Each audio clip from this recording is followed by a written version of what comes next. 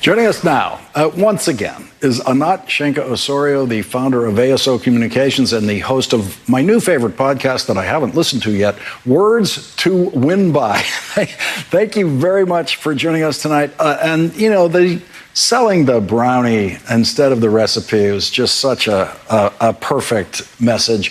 And it seems to me that what happens with politicians is the reporters are always asking them about the recipe. Always about the recipe. And so they get kind of trained, you know, running down the hallways in the Senate and the House about answering questions about the recipe, and hearings or questions about the recipe.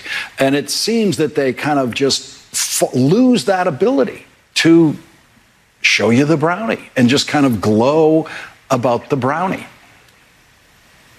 Yeah, I think that that's part of it. And it's funny, it's really not just lawmakers. When I give trainings and lectures to folks in advocacy, they will frequently tell me, yeah, that sounds great. That messaging seems really compelling. It sounds like the way real people talk, but I can't talk that way on the Hill. Or if I'm doing a training in California where I live, I can't talk that way in Sacramento. And my response to that, and I say this granted with no evidence, so I will admit that up front, lawmakers are people.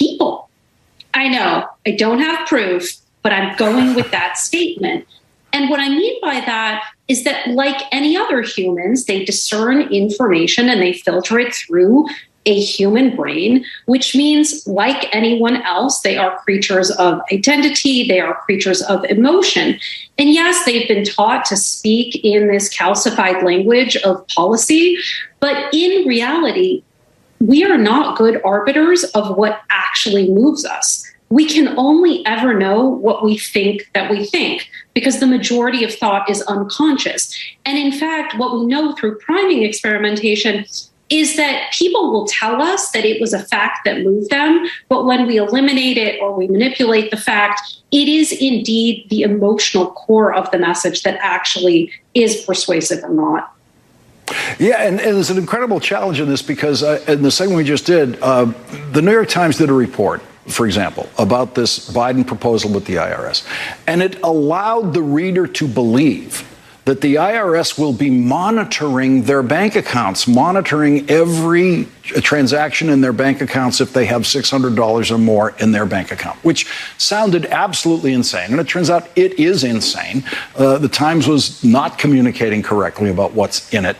And the Democrats had done no advance work on combating what is happening to that particular proposal. It seems as though no one sat down and said, okay, how do we talk about this one? You know, because they've got 100 things they have to talk about in this thing. How do we explain this one? And so now they're trying to catch up to explain something that actually makes perfect sense when you hear about it. Yeah, I don't pretend that any of this is unchallenging, but nature abhors a vacuum, and anytime we are not pumping in information, it is helping and it is allowing disinformation to proliferate, which of course is intentional and deliberate on the part of the other side. But unless there is some counter, politics isn't solitaire. We don't exist in a world in which folks are just hearing from our side. That'd be lovely, but that's not reality. And so we have to recognize, just as you said, that anything that we're saying, we have to think through not just how are people going to understand it, but more specifically, what is it we want to say to people to get them to believe what we need them to believe and to do what we need them to do.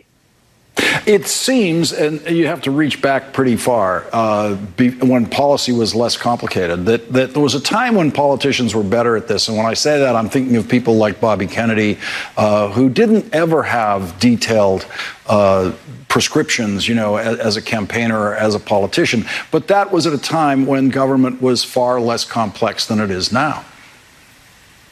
Yeah, but even still, as many people have frequently remarked, Martin Luther King Jr. did not get famous for saying, I have a complaint, nor did he get famous for saying, I have a multi-bulleted list of policy proposals.